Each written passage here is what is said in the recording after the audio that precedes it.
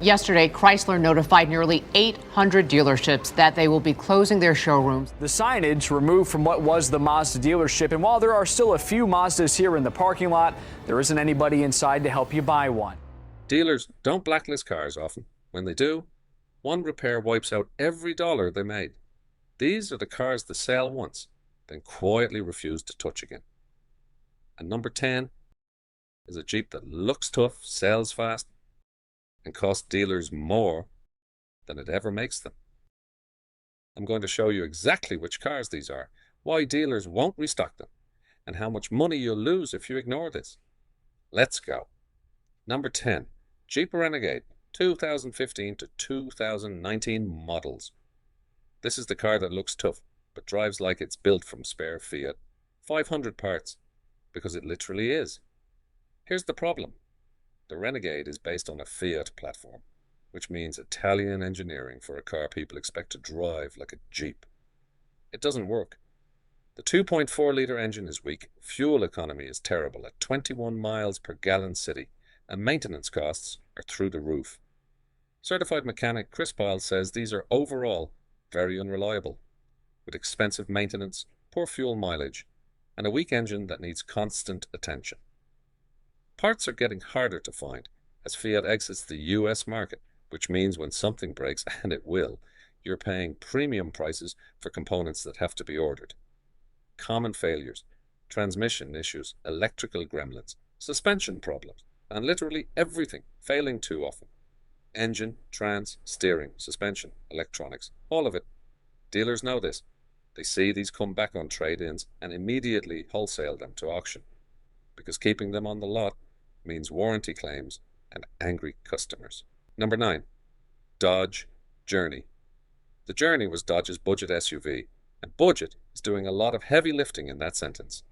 This thing has one attractive feature, a low sticker price. Everything else is a disaster waiting to happen. Brake components wear out at 20,000 miles. 20,000. Most cars go 50,000 to 70,000 miles on original brakes. The Journey eats them for breakfast. Electrical issues are constant. Dashboard warning lights come on for no reason. And when you scan for codes, nothing shows up. Transmission failures happen early and often. The Consumer Reports consistently ranks the Journey near the bottom for reliability. US News gave it a 6.4 out of 10 rating, noting it offers almost no advanced driver assistance features and rides rough even by budget SUV standards. Dealers see these on trade and know exactly what's coming. They wholesale them immediately because nobody wants to deal with the service calls when that transmission grenades at 65,000 miles. Number 8, 2015. Chrysler 200 car complaints gave this the Avoid Like the Plague badge. Over 3,000 complaints and 8 recalls for a single model year. Think about that. The problem is the 9-speed automatic transmission that Chrysler co-developed with ZF. It sounds good and on paper. In reality, this transmission has a terminal crimping issue in the wiring harness that causes it to suddenly shift into neutral while you're driving. Not when you're parking, while you're driving on the highway at 70 miles per hour. Owners report the car lurching, jerking, and bucking through gears. Some describe it as possessed. The transmission fails completely, often needing full replacement at $4,000 to $5,000. Software updates don't fix it. Replacing components doesn't fix it. The fundamental design is flawed. Dealers know all of this. They see 2015 200S on the auction block going for nothing because nobody wants the liability. Even at wholesale prices, these aren't worth it. Number 7, 2010 to 2012, Chevrolet Equinox. This was GM's attempt at a compact SUV during a very rough period for GM quality control. The main issue is oil consumption that borders on absurd. These engines burn so much oil that owners report adding a quart every 1,000 miles. GM's official response? That's within normal operating specifications. No, it's not. Normal engines don't consume oil like that. Running low on oil causes engine damage. Timing chains fail. The 2.4-litre 4-cylinder engine in these models has documented issues with piston ring wear. that leads to this oil consumption. If you don't stay on top of it, and I mean checking oil every single week, you'll cook the engine. Transmission failures are also common, as are timing chain failures that cost $1,500 to $2,500 to repair. The timing chain issue is particularly bad because it can happen without warning, leaving you stranded. Dealers avoid these because they know the oil consumption issue means unsatisfied customers will blame the dealer, even though it's a GM engineering problem, not worth the headache. Number 6, Ford Focus and Fiesta, 2012 to 2016. And here, we need to talk about one of the biggest transmission disasters in modern automotive history. Ford knew the PowerShift dual clutch transmission was defective before production started. Internal emails from August 2010 show engineers saying the clutch torque delivery must be improved and that they cannot achieve a drivable calibration. 6 months later, Ford put these cars into production anyway. The problem is the dry clutch design. Ford cheaped out and used dry clutches instead of the wet clutches that every other manufacturer uses in dual clutch transmissions. Dry clutches overheat, wear out fast, and create a shuddering feeling when accelerating from a stop that owners describe as like someone who can't feather the clutch on a manual. Nearly 2 million Focus and Fiesta owners were affected. Ford has spent $47 million just on buybacks, with a class action settlement approaching $30 million. Even after multiple clutch replacements, software updates, and transmission replacements, the problem persists because the fundamental design is flawed. Dealers won't touch these with a 10-foot pole. There are car managers who say they immediately send these to auction because the transmission will fail. And when it does, that customer is never coming back. Number 5, 2012 to 2017 Nissan Versa. Welcome to the CVT failure zone. Nissan's CVT transmission problem is industry-wide across their lineup, but the Versa has it particularly bad. The 2012 model year saw transmission failures at an average of 72,000 miles, with repair costs of $3,600. Not 150,000 miles, not 120,000 miles, 72,000 miles. The problem is overheating. Nissan's CVT fluid cooling system can't handle the heat generated during normal operation. When the transmission fluid degrades from heat, the internal components, belts, pulleys, and valve body wear out rapidly. The transmission starts shuddering, slipping, losing power, and eventually fails completely. Canada's Automobile Protection Association analysed Nissan's warranty data and found a nearly 6% failure rate during the warranty period. For context, good transmissions fail at under 1%. Nissan extended warranties to 10 years or 120,000 miles. But that doesn't help if your transmission fails at 130,000 miles and you're staring at a $3,600 bill. Dealers know the Versa is a ticking time bomb. They've seen too many comebacks, too many angry customers, too many expensive repairs. They wholesale these immediately. Number 4, 2013 to 2018 Nissan Altima. If you thought the Versa was bad, the Altima might be worse because people actually pay good money for these. The 2013 Altima is the poster child for Nissan's CVT nightmare. Car complaints gave it the Avoid Like the Plague badge with nearly 5,000 complaints. Transmission failure starts at an average of 53,000 miles. 53,000 miles. That's barely out of the factory warranty window. And the repair? $3,100 on average. Some owners report failures as early as 30,000 miles.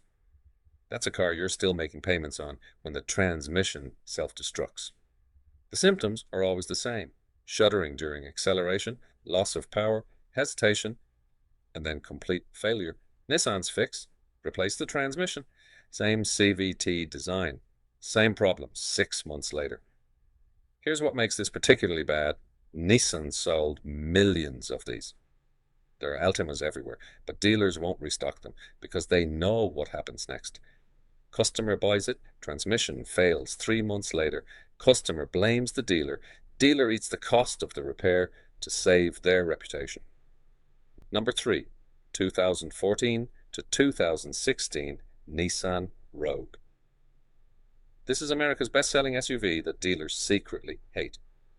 Same CVT problem as the Altima and Versa, except now it's in a heavier vehicle that puts even more stress on an already inadequate transmission. Failure averages 77,000 miles at $3,500 to fix. The symptoms are identical: shuddering, slipping, complete loss of power. But here's what makes the Rogue special. Nissan issued multiple recalls for the CVT, including recall NTB 16-121 covering 2014 to 2016 models. Even with the recalls, even with the fixes, the problem continues. Owners report getting their transmission fixed under recall, only to have it fail again 20,000 miles later. The Rogue's CVT has a specific problem, where the transmission overheats during highway driving and shifts into neutral to protect itself from damage. Imagine you're merging onto the highway, you need power, and suddenly you're in neutral with traffic behind you. Dealers know this happens frequently. They know Nissan can't or won't fix it properly. So when a 2014 to 2016 Rogue comes in on trade, they sell it at auction and move on. Number 2, Ford Focus, 2012 to 2016. Wait, didn't we already cover this at number 6? Yes, but the Focus deserves its own spot because it sold in much higher numbers than the Fiesta. More units sold means more failures, more lawsuits, more damage to dealer reputations. Here's a stat that'll blow your mind. Internal Ford documents show that pre-production test engineers had to pull over out of traffic due to the transmission shifting into neutral. Engineers told management there was no drivable calibration. Management launched it anyway. The Detroit Free Press investigation found that Ford knew these transmissions would fail and sold them anyway, directing dealers to tell customers it was normal operating characteristics when they complained. Transmission control module failures are common, costing $1,300 to replace. Clutch packs wear out and need replacement at $2,000 to $3,000. And even after all the replacements, software updates, and fixes, the shuddering and jerking continues. Ford has repurchased thousands of these vehicles for up to $22,000 each under the class action settlement, but there are still hundreds of thousands on the road, and dealers won't touch them. The transmission will fail. Not maybe, it will fail. Dealers know this, so they avoid them entirely. Number 1, Nissan Maxima, both the older 2004 to 2008 generation and the newer 2016 to 2020 models. Nissan's flagship sedan is also its biggest liability. The 2004 to 2008 Maximas have the early CVT problems that cost $3,000 to fix around 106,000 miles. But the 2016 to 2020 models, those are even worse because Nissan still hadn't fixed the fundamental issues. The 2017 to 2020 Maxima models have CVT failures happening at higher rates than earlier generations. Owners report the same symptoms: shuddering, slipping, loss of power. But now you're dealing with a car that originally cost $35,000 to $40,000. The cognitive dissonance is brutal. I paid this much for a car, and the transmission failed at 60,000 miles? Here's why this is number 1. Dealers avoid the Maxima more than any other Nissan because it attracts buyers who expect luxury-level reliability. When that CVT fails, those customers are the loudest, the most disappointed, and the most likely to never return. Nissan has lost massive amounts of market share specifically because of CVT problems. According to the Automobile Protection Association, Nissan paid $37 million in Quebec alone to replace 11,284 transmissions at an average mileage of just 66,000 kilometers. Dealers see these numbers.